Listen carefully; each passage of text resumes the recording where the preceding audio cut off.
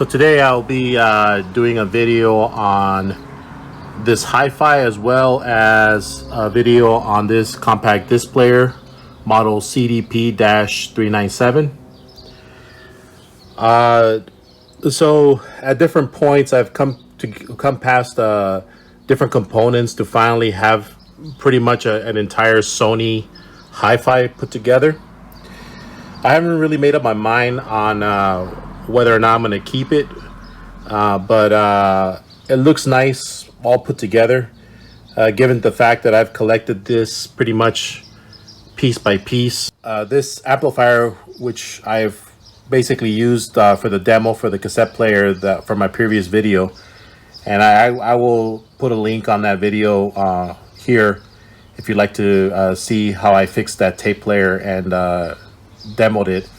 But basically this is the STR-DH130. This is basically the newest component of everything that you see here.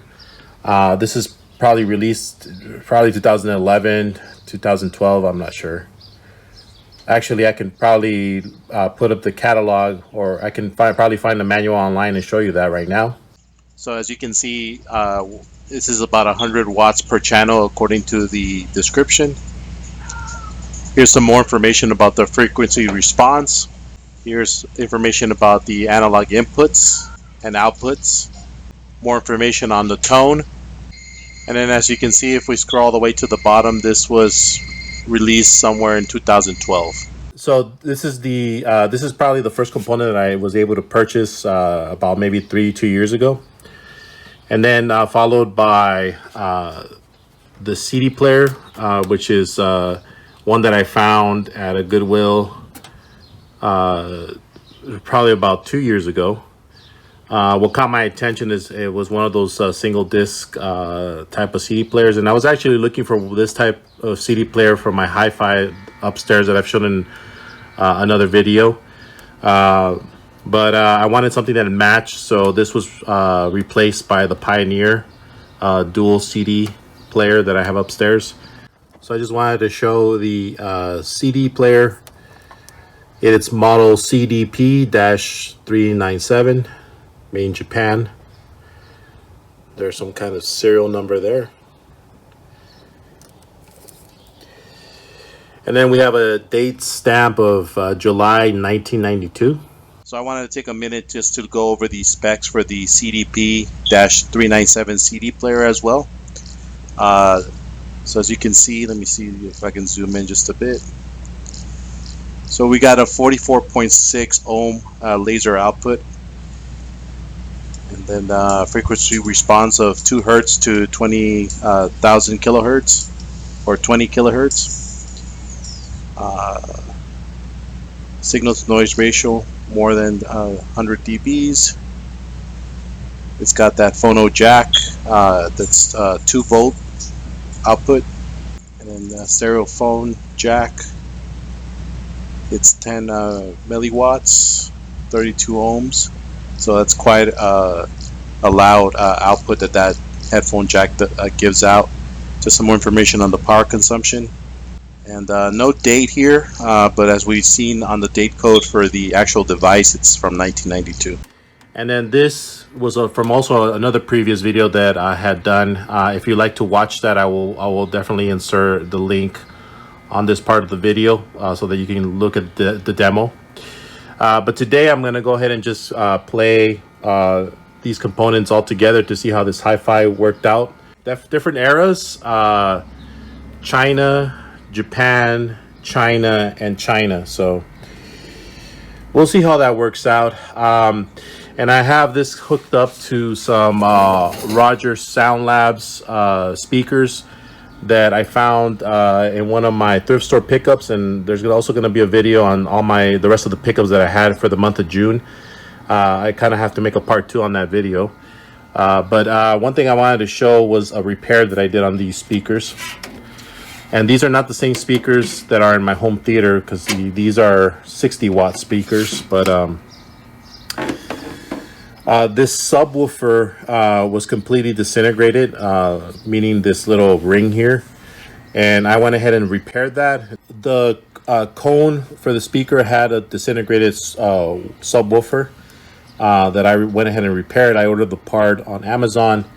Amazon pretty much had the only affordable part that I could find for replacing that, so I did, and now it works perfectly fine. I haven't really heard the sound of these speakers on a reliable amplifier, so I'm gonna go ahead and test that today. These speakers, let's see if I can show you that for a minute. These are Roger Sound Labs or RSL's 2600 mini monitor speakers. They're three-way speakers, 8-inch subwoofer, 60 watts, 4 ohms, designed by RSL Speaker Systems, Canoga Park, California, USA, manufactured in Japan. These are probably from the late 80s, if I'm not mistaken. Probably could find more information online. Actually, I probably could show you a picture right now of the catalog. Okay, so I was able to find this really neat catalog for the Roger Sound speakers I was able to add. You can see that all that retro computers that were in the late 80s. And here's a more look at the speakers. But actually the speakers that I have, if I can just show that in a second, I'm just zoomed in. So as you can see, here are the specifications for the RSL speaker that I have. This is the RSL 2600. Acoustic suspension, 8.1-inch alpha olefin woofer, 2.5 pound magnet, 4.5-inch alpha olefin cone. That's for the mid-range speaker. The tweeter's 1-inch, 50 hertz to 22 kilohertz, 80 watts maximum power, and 20 watts minimum power. These are pretty nice speakers that I found at the same place that I found my home theater speakers. I'm not sure on the price on these, but they're very nice, well-built ones. Have a good weight to them. I don't know how much power we'll get for 60 watts, but I'm willing to give it a try today on these on my amplifier. I got the CD player set up. I'm gonna go ahead and open it, and we're gonna go ahead and play my my Ben Sound CD. You can program this. I don't have the slightest clue on how to do it. I tried messing with the controls earlier. My guess is you probably need the original controller to get this to work, because I tried manually setting it with these buttons, and I couldn't really get it to create a program to play in different orders. But I do know that this CD player does have the option of doing that. So you got a couple more options here. You can change the display to show the time. You could program it to repeat. You could program it to shuffle songs. There's a peak search option, which I'm not sure what it does. I'd have to look at the manual for that. You can also create fades in and outs in the songs, which is kind of a cool feature. Obviously, you got your search and your skip, play button, pause, stop. Music scan, I guess you can scan through different tracks. And then you have your headphone level adjustment, which is kind of cool, because this shows that you don't really need an amplifier to hook this up. If you just put your headphones in there, you could probably listen to music and adjust the volume with this.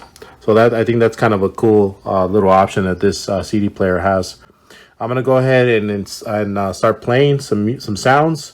We'll skip through the first song because I've kind of used it a couple of times in different videos. So I'll move over to the second song, or the third song actually.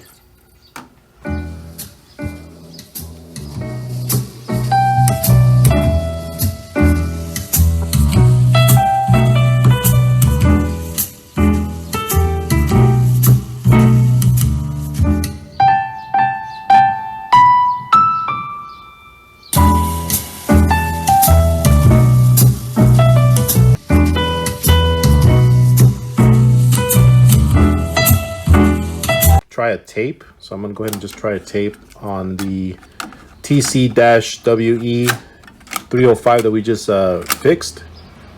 So I'm gonna go ahead and do that. I'm gonna change the output to, and then this is where the input selector is for this amplifier. So I'm gonna go ahead and change that over to tape. Okay.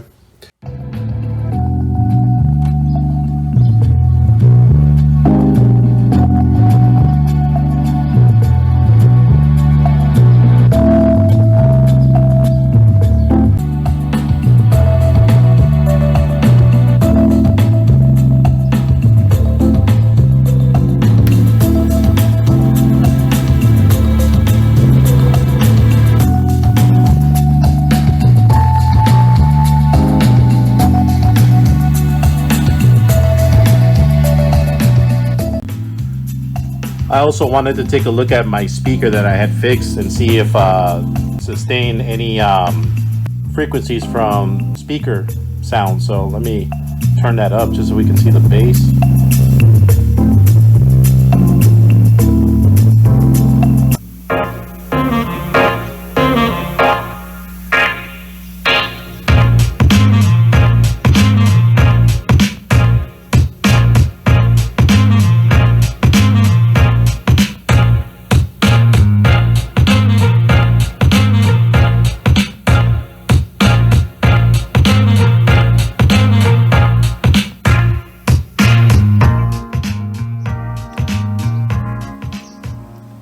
So I don't see any problems with this coming undone. It looks like it's holding out pretty well. So that replacement looks like it bonded really well with the glue and the plastic. The next thing that I'd like to test out is the record player. I got my Reader's Digest record here. So we'll go ahead and test it out. I'm not going to go too much in depth with the difference between it sounding with and without the amplifier, because this amplifier has no phono input, so we're not even going to worry about preamps or any of that stuff. But this does have a preamp on its own, so I can just plug it into any of the ports. So I'm going to go ahead and test that right now.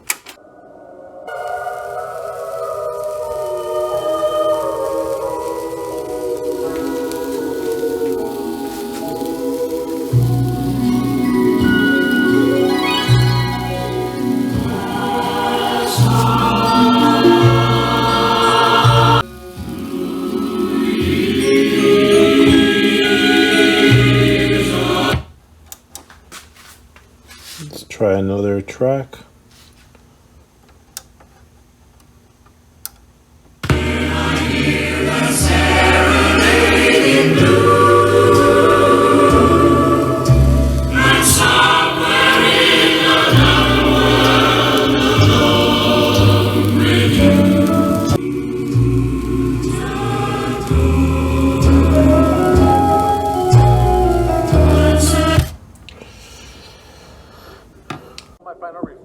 On this Hi-Fi is that it's kind of nice to just see everything be pieced together. My feelings on the speakers, but these would be nice just to keep around the garage, just to listen to music on occasion. Obviously they're very well made because they're Roger Sound Labs and made in Japan, definitely from the 80s. The CD player, it's definitely showing its age.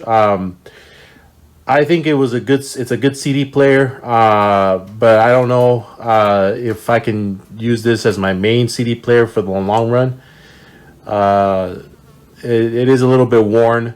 I probably will see if I can get another one. I've seen these actually on the wild quite a bit, and I might end up just pulling the trigger and buying a new one to replace this one. Exactly the same model, because I do like the simpleness of just having that tray with the single CDs, and all these other features are kind of nice. It would be also nice to get a remote control to see if I can fiddle a little bit more with this programming part of the component. But nonetheless, I'm kind of happy that everything just kind of came together, and now I have a full Sony Hi-Fi with these really nice Roger Sound Labs speakers. But that is it for today. I hope that you enjoyed the video, and please thumb it up if you enjoyed it, and also subscribe if you'd like. Thank you.